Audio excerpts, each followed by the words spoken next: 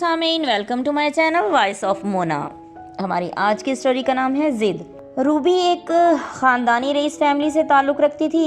باپ نے 2 شادیاں کی تھیں۔ روبی دوسری فیملی سے تھی۔ شیخ جمال ایک ضدی انسان تھے۔ انہوں نے 2 شادیاں فیملی سے باہر ہی کی تھیں۔ دونوں بیویاں علیحدہ علیحدہ رہتی تھیں۔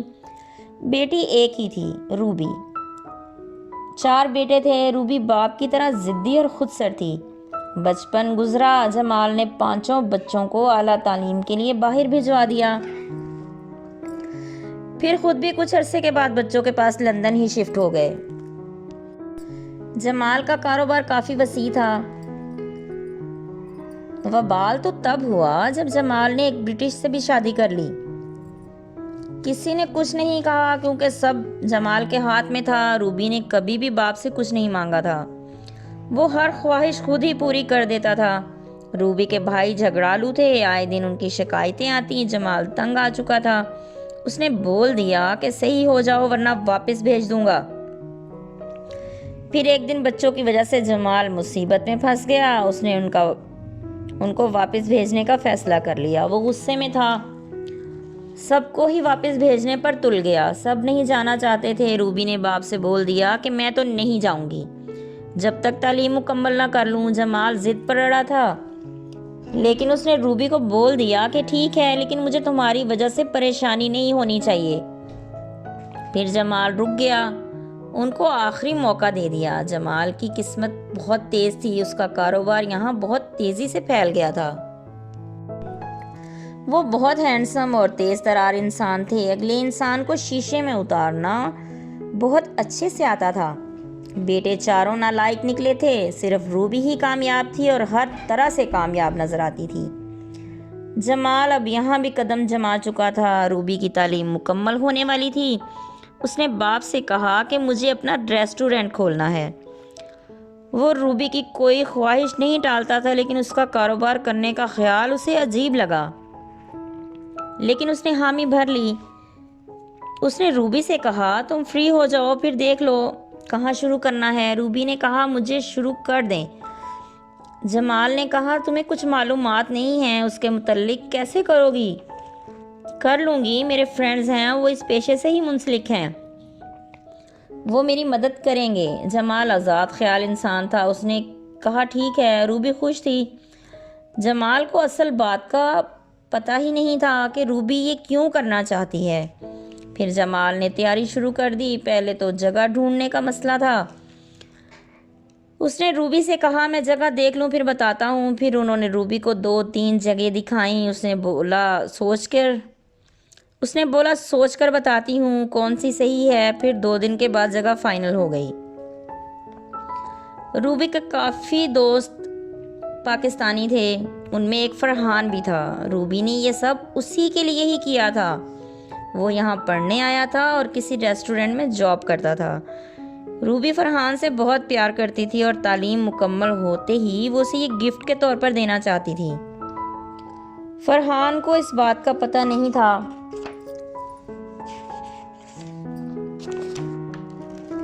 وہ تعلیم مکمل ہوتے ہی یہاں مستقل جاب کرنا چاہتا تھا۔ روبی اس کی کافی مدد کرتی تھی۔ وہ ایک مڈل کلاس فیملی سے تھا اور بڑی مشکل سے یہاں تک پہنچا تھا۔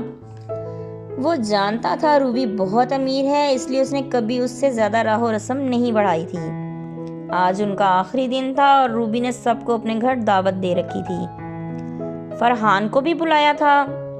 آج ریسٹورنٹ کی اوپننگ ہونا تھی۔ جمال کے بھی کافی دوست آئے ہوئے تھے۔ پھر سب ریسٹورنٹ کی اوپننگ کے لیے چل دیے۔ جمال نے بہت محنت کی تھی۔ اس نے چابی روبی کو دی۔ روبی بہت خوش تھی۔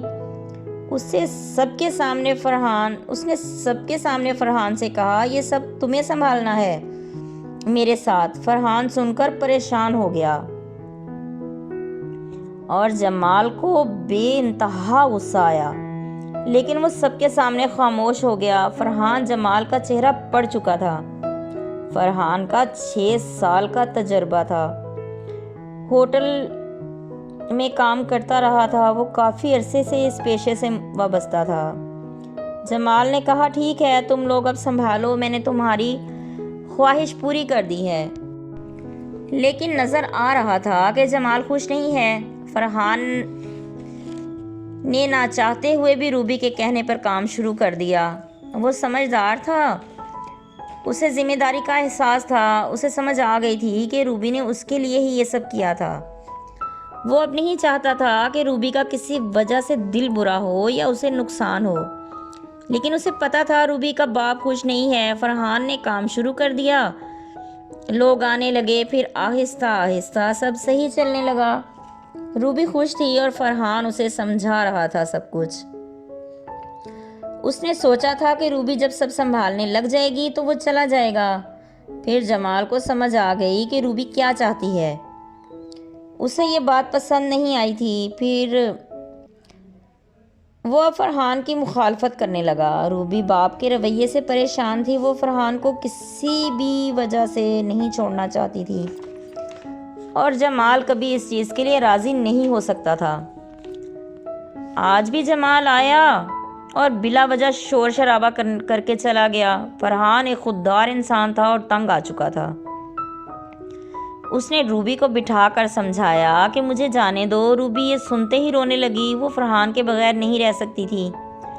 اسے روتا دیکھ کر فرحان کو بھی تکلیف ہوئی۔ وہ ایک لمحے میں سمجھ گیا تھا کہ یہ مجھے یہاں سے نہیں جانے دے گی۔ اس نے سیدھا ہی بول دیا کہ روبی تمہیں یہ سب چھوڑنا پڑے گا، تمہارے والد کبھی راضی نہیں ہوں گے،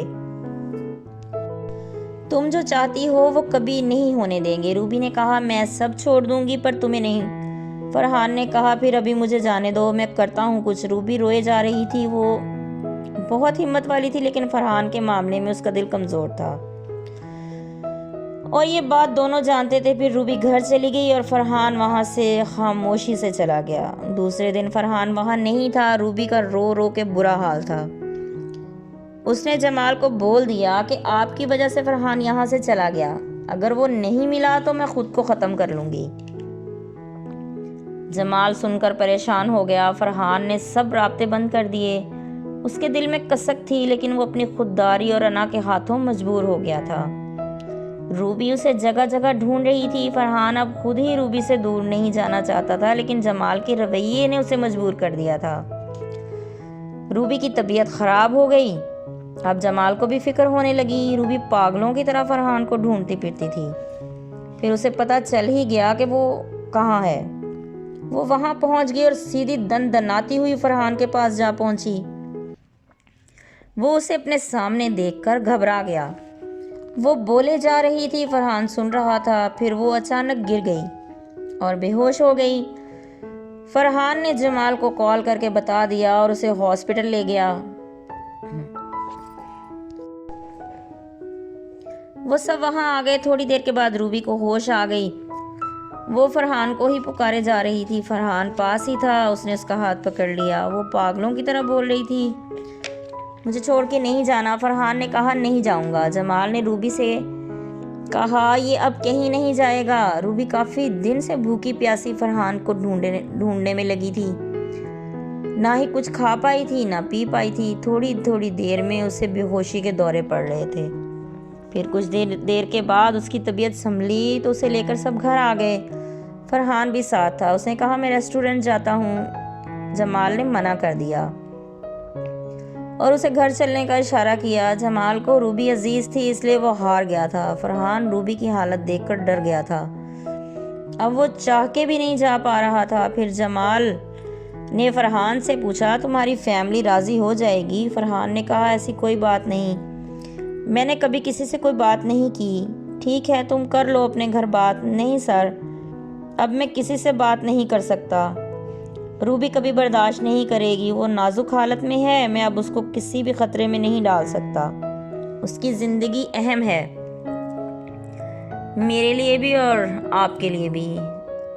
جمال اس کی بات سن کر صوفے پر ڈھہ گیا۔ وہ زاروں قطار رو رہا تھا۔ فرحان نے اسے دلاسا دیا آپ بے فکر رہیں، میں مخلص رہوں گا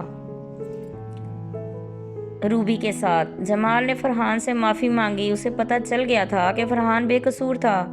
روبی جاگ گئی تھی۔ پھر سب نے اکٹھے کھانا کھایا۔